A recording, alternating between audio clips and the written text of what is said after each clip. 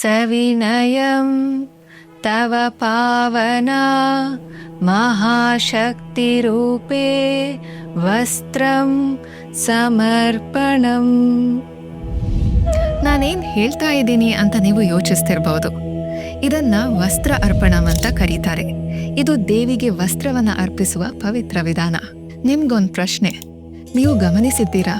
ಯಾವಾಗ್ಲಾದ್ರೂ ನಿಮ್ಮ ತಾಯಿಗೆ ನೀವೊಂದು ಸೀರೆ ತಂದ್ಕೊಟ್ಟಾಗ, ಅಥವಾ ತಂಗಿಗೆ ಇಲ್ಲ ನಿಮ್ಮ ಸ್ನೇಹಿತೆಗೆ ಒಳ್ಳೆ ಉಡುಗೊರೆಯಾಗಿ ಕೊಟ್ಟಾಗ ಅವರೆಷ್ಟು ಸಂತೋಷ ಮತ್ತೆ ಪ್ರೀತಿಯಿಂದ ತುಂಬ ಹೋಗ್ತಾರಲ್ವಾ?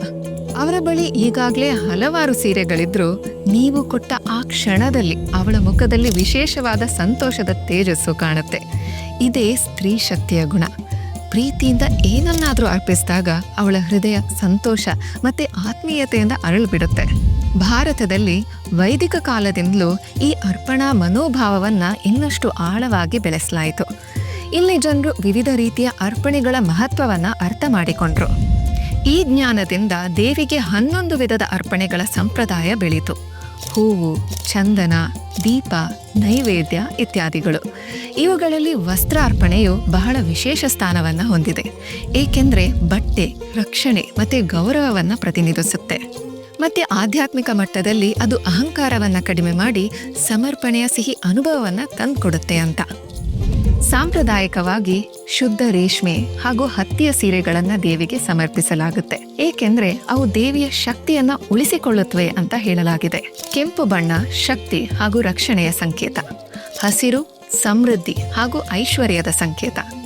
ಹಳದಿ ಜ್ಞಾನ ಮತ್ತೆ ಬೆಳವಣಿಗೆಯನ್ನ ಪ್ರತಿನಿಧಿಸುತ್ತೆ.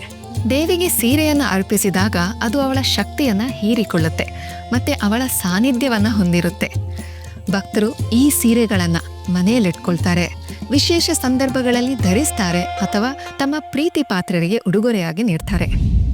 ಈ ವಿಡಿಯೋದಲ್ಲಿ ನಾನು ಧರಿಸಿರೋ ಸೀರೆ ಒಮ್ಮೆ ದೇವಿಗೆ ಅರ್ಪಿಸಿರುವಂಥದ್ದು. ಇದು ನನ್ನ ಅನುಭವದಲ್ಲಿ ಕೇವಲ ಬಟ್ಟೆಯಷ್ಟೇ ಅಲ್ಲ, ಇದು ದೇವಿಯ ಸಾನ್ನಿಧ್ಯದಿಂದ ಪವಿತ್ರವಾಗಿದೆ ಅಂತ ಅನಿಸುತ್ತೆ. ಹಾಗೆ ಧರಿಸಿದ ಮೇಲೆ ನನಗೂ ಕೂಡ ತುಂಬ ಖುಷಿ ಆಗ್ತಾ ಇದೆ.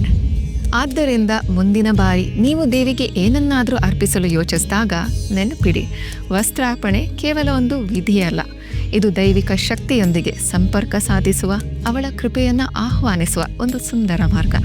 ನೀವು ಸಹ ದೇವಿಗೆ ಸೀರೆ ಅರ್ಪಿಸೋದಕ್ಕೆ ಯೋಚಿಸ್ತಿದ್ರೆ ಅಥವಾ ಅರ್ಪಿಸಲಾದ ಸೀರೆ ಸ್ವೀಕರಿಸೋಕೆ ಬಯಸಿದ್ರೆ ishalifelife.comಗೆ ಭೇಟಿ ನೀಡಿ.